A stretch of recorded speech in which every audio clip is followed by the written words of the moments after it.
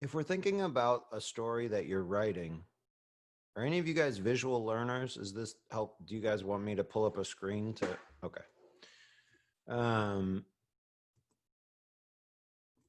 so usually I just work in Word, and I'll put notes up, and if you have questions, let me know. But if we're talking about a story, um, we've got a chronology in here. And the fancy word for what's happening in the chronology is temporal distance, which is the length of time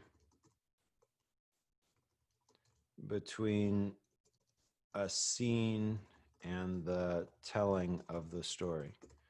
So the most important part of the story, as far as I'm concerned, is what's the story's present storyline?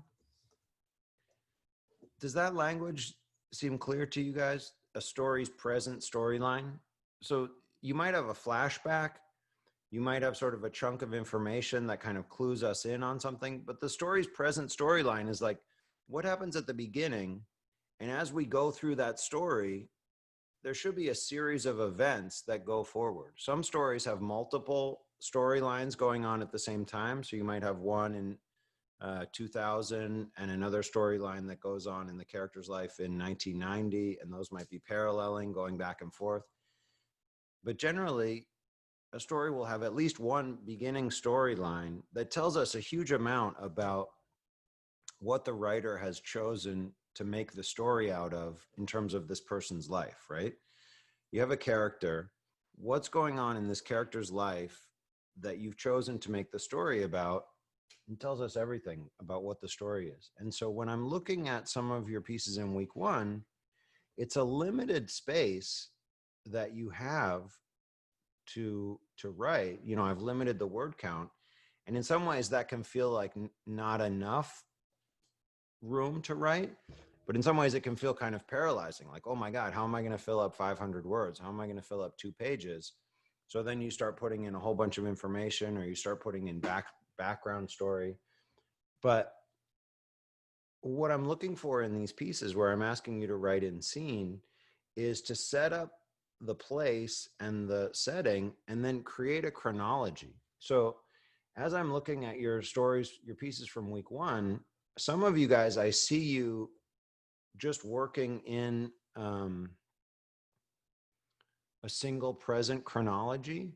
And those worked really well. I love how you did that, Gene, how basically the piece that you submitted is the woman walks into the bathroom and what happens in the bathroom. And so I was able to follow that chronology, and it gave me a sense that I really could see what was going on with her. There were some pieces missing that I couldn't plug in visually, but the fact that you stayed in one scene and kept that chronology consistent was really easy for me to follow. With some of the other pieces, I saw someone would jump in and then give me the backstory that tells me what I needed, what the writer thought I needed to know about where that scene began, or a bunch of backstory about the character. Um, Jeff, do you mind if I pick on you for a second? So in Jeff's piece, he starts out, there's a woman in a hotel room, and basically the woman in the hotel room is waiting for a man to come in, and she's drinking a glass of wine, and she hears the guy muttering some terrible things to himself in the next room. He seems really distraught. But very little of the 2 pages was I able to see her in that room, because it was giving me some information about the hotel that wasn't necessarily part of what she would be thinking in that moment. He's giving me information about what her other encounters in this hotel have been like. And particularly in these pieces where I'm asking you guys to work in scene, I just want to see you sort of show me what's going on in that chronology.